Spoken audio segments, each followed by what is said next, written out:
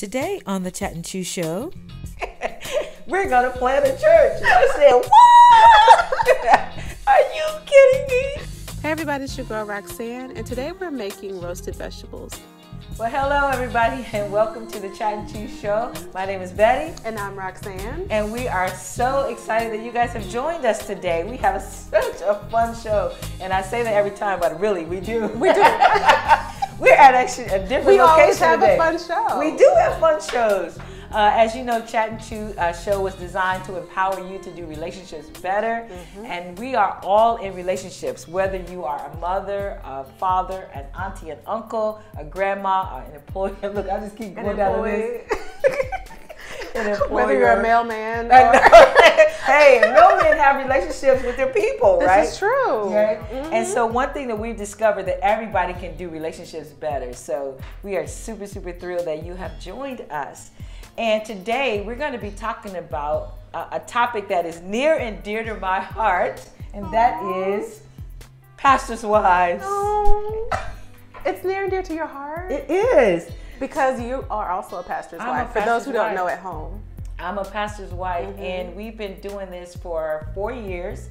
We actually are a church plant, and my husband came home one day. He's assistant pastor at a church for about 5 years. He came home one day and said, guess what? We're going to plant a church. And I said, what? Are you kidding me? You weren't waiting for that? Like, I've been waiting for this. No way. There is no way. I mean, I have been a Christ follower for a long, long time, and so I know what it takes. And so when he came with that news, I'm telling you, it was really, really difficult for me, if I could be honest, to say yes. But of course, my husband, and how are you going to argue against God, right? I know. You know, God is like, I've called you. And you're going to be like, I ain't going. No, you don't do that. Is that how he sounded? I called you. Right. And so today is going to be so fun because we have a pastor's wife with us on the show, and she's going to talk about her life and what it's like to be a pastor's wife. Now listen, if you are not a pastor's wife, don't turn it off, because please, if you are in a relationship with a person who is even doing a startup or running a business or doing a new adventure or adventure, adventure or a venture. Oh, I see what you did there. You see what I did? Yes. That's right. Then you want to hang on, because this is going to be a fabulous show. Yeah. All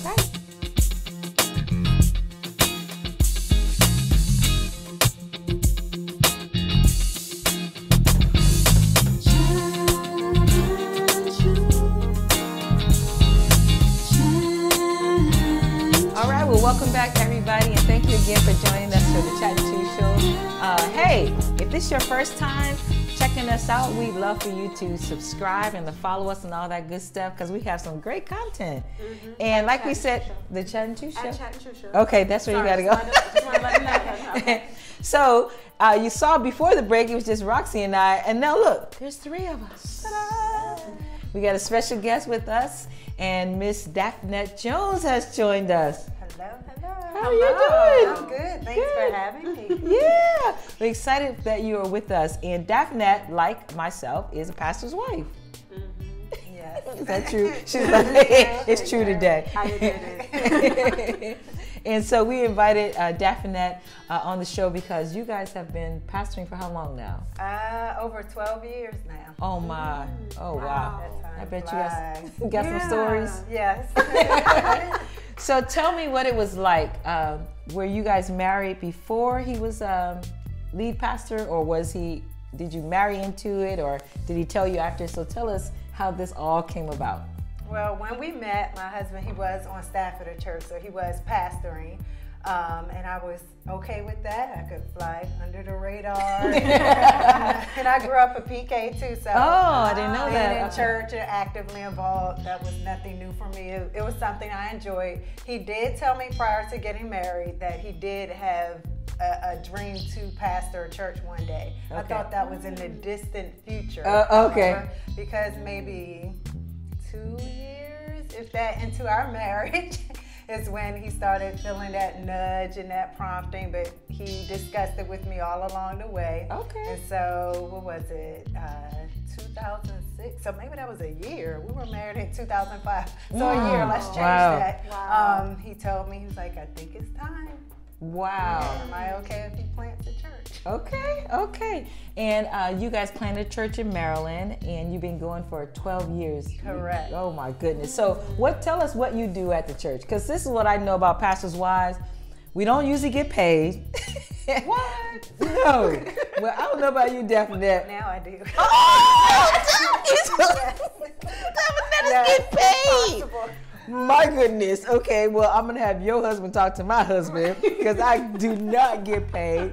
So before that, what kind of things have you been doing at the church? A variety of things, as you said, and it's changed throughout the course of 12 years. So earlier on, like there are more needs, setting up, breaking down, helping. My husband's very creative, helping with that, launch team meetings, things like that. We started out with 2 small groups. I led the first one, the one for the women. He led the one for the men, and then I took over groups. I did that for over a decade. So of course we have more than 2 groups now. Yeah. So that was one of my primary roles, was our small groups director. I also sang on the praise team. Oh wow! I like to sing, but I actually enjoy doing that. So oh, you did? Okay. I didn't do it right away. I slowed my role into that, but eventually, I think about a year or 2, I needed to pause, because now I'm a mom. That happened. Yeah. 3 years ago.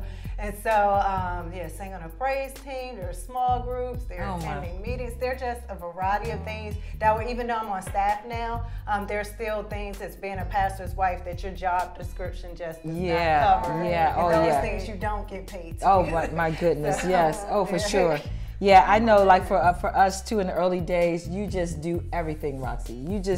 You bulletins, you do the counting, whatever, anything that any place you need to fill in, you need to fill in. And so I know, and you could probably speak to this too, is that you're not only with your husband at work, but you're also at home. And to me, it feels like it's never ending. It's like you wake up in the morning, church is on your mind. You go to bed at night, church is on your mind. And it's like this all-consuming. And I don't know how you felt or feel, but I'm telling you, there are times when I'm like, I don't want to hear it. I don't want to talk about church. I want today to be a day where we just talk about anything else. We can talk about baseball, football, something else, because it feels like it's all consuming in your life. How do you find that balance though? If you're talking about it all the time, how do you find that time? And do you cut out time, or do you just say, well, right now I don't want to talk about it? I don't know. What do you think? I would say each season is different, but you have to be intentional with your boundaries. And I know for us, we'll have set aside days that are guarded. Like Fridays are a guarded day where we're not supposed to do work. Because again, the boundaries, especially if you're working from home, like if you don't have a building or office space, it's like all day. And so it's hard to cut it off, and things constantly come up. And so we struggle with that. We work way too much, but at least we had that one day. Unless it's an emergency or something that's been planned farther in advance, then we may end up doing work on that day, but you need to have boundaries. Wow. It's still hard. Yeah, it is. It is. And then you guys have a little one that's been added to the mix. So now you got the little one, you got the weight of it. So I don't know if you ever felt like this before, and I think this is a good rule for everybody. If you're married, is not to put your husband on blast. You know what I mean when I say that? Not to like, in this house, this is how my husband is and all that. I just don't think that's healthy. But I think as a pastor's wife too, you don't have anybody to talk to. You got all the ladies in your church who are married. They're looking at you as the example. And you're like, man, we're like overworked and we're stressed. And sometimes you can feel isolated when you're in this position, because who are you going to talk to? You can't talk to the people in your congregation. So what would you say to ladies who are feeling like isolated in this? Loneliness is a very common companion. Yeah. If you are a pastor's wife, church planter's wife. And things I am learning now is you can't do ministry alone. Like you need to have friendships and connections with other pastors' wives who get it. So when you share, it's not so much to vent, but they can be a sounding board. They get it. Some have already walked that path, so they can redirect you, still speak life. You know, I hear you, let you cry, vent. But then it's going to point you back to the reason we're doing what we're doing. Sometimes there's wise counsel, how to handle situations. You said sometimes. Sometimes those conversations include It's like sometimes. And so yes, that's a trait of a pastor. As well as a good. That's you must be a good listener. Oh my gosh. Yes, Yeah. I mean, it's true. You got to be able to have somebody you can sound off. At. Yeah, and I would also imagine if you talk to anyone inside the church that your business would spread like wildfire. It depends. I would say my fear isn't so much my business spreading. It's like, can they handle it in a mature way? Yeah. Like, how would I tell you? How will it affect your perception? Say it is my husband or somewhere else. Yeah. So it's pretty much protecting the Yeah. flock so much more than because if I'm not going to talk to you about anything, period, if I think it's going to get somewhere. That's right. That's right. right. Yeah. Personal. So I think that's my greatest fear is like, are they mature enough to handle it? Because it changes how they view people. Yeah, right. yeah. Like I had a lady, again, we're pretty new in all of this, church plant, lead pastor, all that. And this lady was in our group and she said, well, men don't know what they're doing anyway. So she's basically telling me that my husband don't know what he's doing and that it's my responsibility kind of like help him do what he's supposed to do, right? And I wanted to say some things. Right, but my first reaction was to defend him. That was my first reaction, is defend him like, we're new at this. Of course we don't know everything, and defend him. And my sister-in-law happened to be there when the comment was made. And she asked me later, my sister-in-law goes to our church, and she was like, how'd you feel about that? And I was able to talk to my sister-in-law, which is my husband's sister, about the comment and that was made, knowing that she is still going to respect my husband because it's a brother, and she's not going to be looking at him kind of weird. But I didn't defend myself in that case, even though I wanted to. But yeah, isolation is big. What would you say some of the harder things when it comes to dealing with people in your church? Because you got your stuff. The devil is after you, if I could be honest. Yes. And then you got all these people, because church is like a hospital. Yeah. People, Vanessa, our producer, is like, yes. And you got people who are ill and injured and traumatized coming to your church, and they bring that stuff with them. So what would you say to any situation you could think of that you were like, oh, my goodness, okay. Yeah, there's a lot. 12 years, sometimes if marriages are on the rocks or things like that, or just people going through a hard time and then you're trying to help them navigate those things. Sometimes there are situations where there's something that needs to change in a person's life. Sometimes people want change, sometimes they don't want change. And you're investing all this time and energy into that, and then you're doing all these things, and sometimes other people don't see that you're doing all of that, so like you're drained. You just have to seek God, and you're still showing up smiling. I know, that's the I'm thing. Tired, or how do I not think about this when I go to sleep, because you care about people too. It can be a lot. I just I don't know, would you say you're a good counselor? Like, people can come to you and say and ask. I don't get sued, right? I am accessible and available. Okay. I'm usually accessible and available. People have told me I'm a good listener, but I pray first. Okay. I pray. I'm not licensed. Okay. I can give biblical counsel from the word, but I'm not licensed, and I will refer people to licensed. Once I have reached my capacity, I'm like, this sounds like you need some something else. I will additional. pray. Let me know what your counselor recommends. I will help hold you accountable. Wow. I'm terrible. I'm just terrible at it. I am. I'm confessing now. I'm just like terrible. Like, if people come up, we had a guy today at church coming up to me, just talking in general, and in my mind, I'm like, oh my gosh, don't ask me anything. That's what I'm thinking, because I guess my personality type is like, I don't want to tell you the wrong thing, because in my mind is like, just do it. That's what I'm thinking. But people, you can't just tell people like, stop doing it. You got to tell, they need a process and a plan and all that. And my personality type is like, You've been here 4 years. And do you make that face? Like, I do not. I mean, I've learned to sit and listen. That's what I go just like, wow, okay. I'm sorry. That's what I've learned to say. Is that right? Yeah. And offer to pray in the moment too. And to pray in the moment. Okay. Yeah. And then just pray with them. Okay. And then God just solve it. Yeah. Put him together. Man, I had one situation where this young lady, she is wanting to get pregnant, and she's had several miscarriages, and she found out she's pregnant. So she only told one other person. This is at church, and she told me. The weight of that, and she's like, would you pray for me? The weight of that, I was like, oh my gosh. Okay, what do I pray? Right? And just the weight of that, and just taking your advice, what I did is I just prayed over her. And she still has like about 6 or 7 more months to go or whatever. And just trusting God for her. But yeah, the weight of that, it can be, okay, this is somebody's life. Yes. Maybe I need to wear a sign. And I also I'm not tell licensed. People, I'm not God too. I'm like, you see God too. I'm like, okay, you're telling me this. Yeah. Like, I'm not oh my God. gosh. Yes. Wow, that is so crazy. So crazy. So consider, because you have to tell people you're not God, and it's something that you think people would know.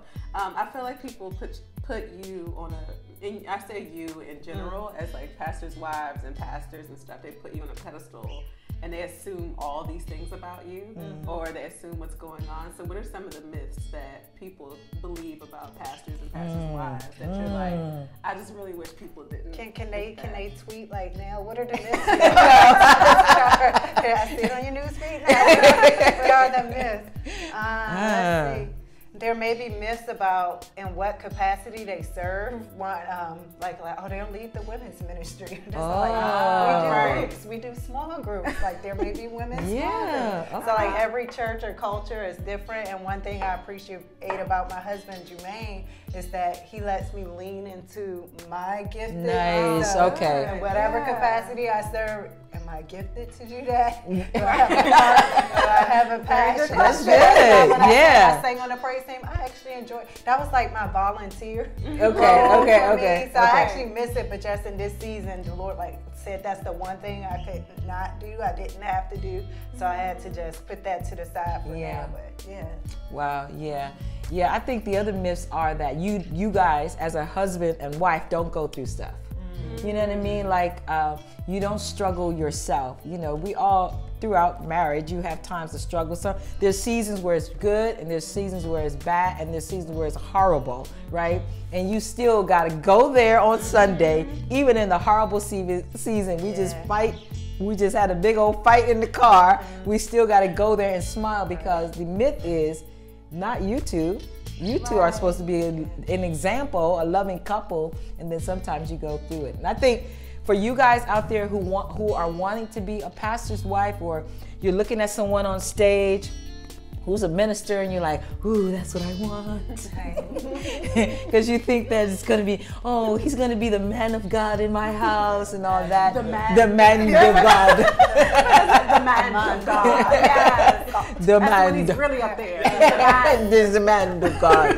And it is not like that at all. Like he is, hopefully the guy that you're looking at is the same on stage as he is at home. I mean, that's the benefit, you know, of that, but you still go through stuff. And so being mature enough to be able to go to church still and smile and minister to the people and keep the main thing, and then y'all come back in the house and fight it out or whatever you got to do. But it takes a lot of maturity to be able to do that.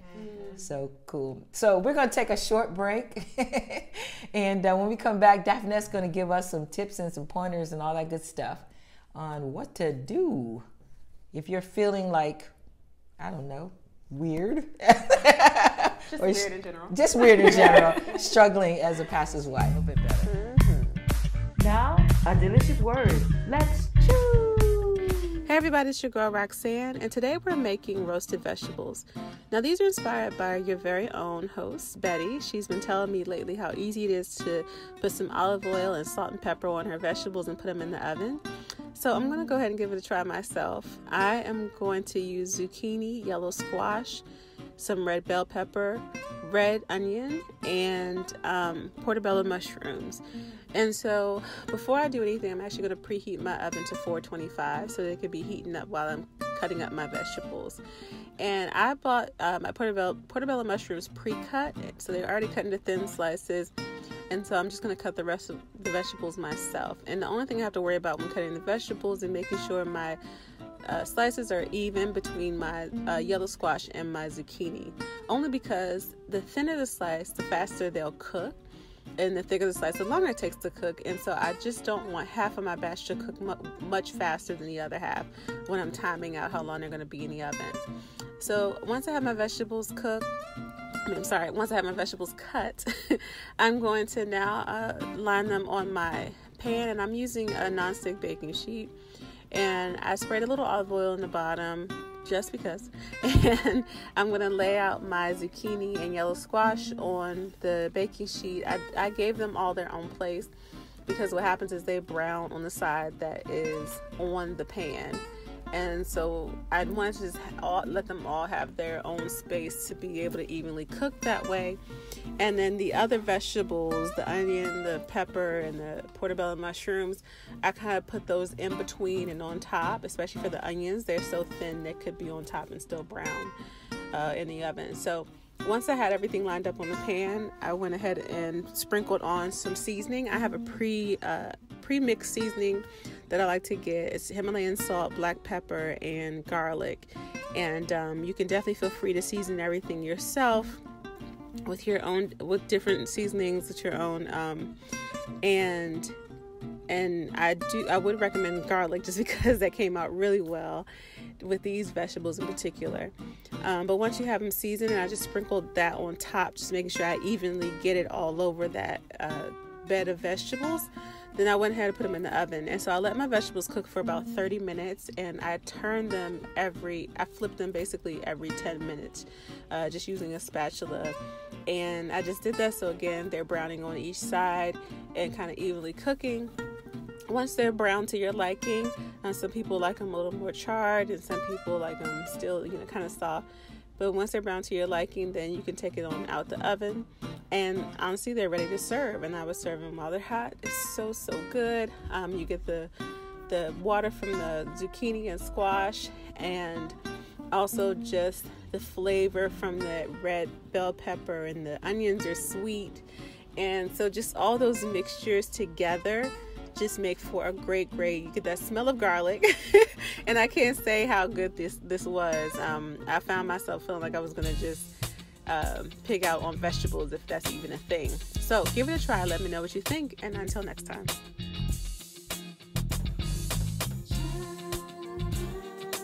Hi everybody, and we're back. Wasn't that delicious? It was. For the new recipe. You're welcome. The cook on this show is just wonderful. Yes, she is. Great. I don't know what to say about her. I know. What I will say for real though, Roxanne is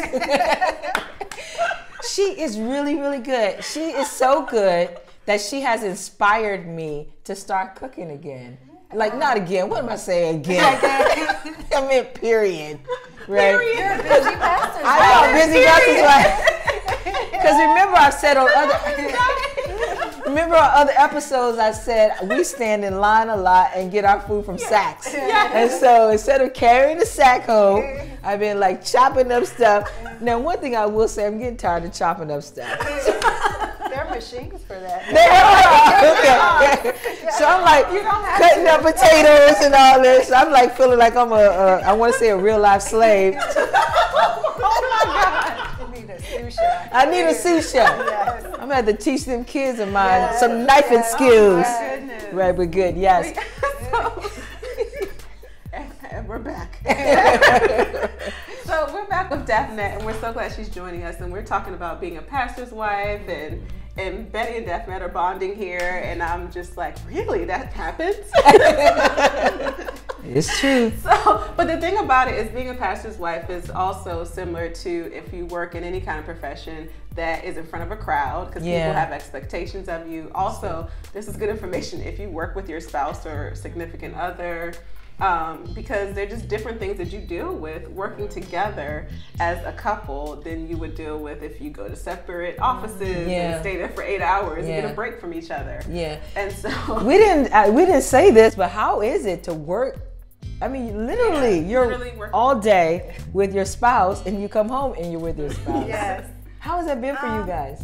Some days are better than others. Okay. We have to, again, boundaries is a challenge. Yeah. And we work differently too. Yeah. Like I like to focus, no distractions. Like music is a distraction for me.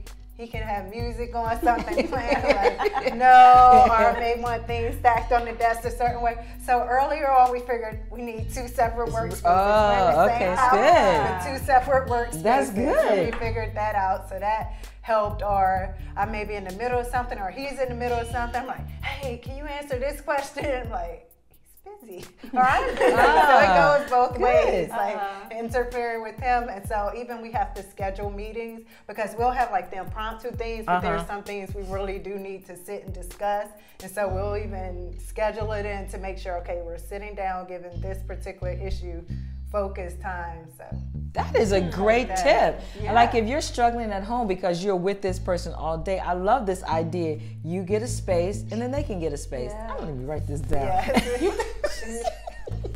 Get a space, and then that way he has a working style that's different than yours, then you can do your thing and he can do his thing. And that, I think that will minimize a lot of the struggle, especially the ones at home. So what else would you say to Okay, if you are in leadership or something like that, I mentioned don't do ministry alone. So having other people who work in that same capacity. If you're a leader or you're exec at a company, you may need to build relationships with other executives who understand the struggles and the unique nuances and pressures that everyone just doesn't see, and they may not understand even if you try to tell them. So people who are in a similar place vocationally as you, and something in the church world that the Lord, he continues to bring me back to, because sometimes even in leadership, you can be hurt. Like you mentioned, there are a lot of people who come to us, they're hurt and they're burned out, but leaders can get hurt too. And something you often hear is like, we can't bleed on the people. So like you're covering your wounds and the bandages, and you're not being fakest again to protect the flock. And so, wait a minute, that's a lot. I got to process that. So leaders can get hurt.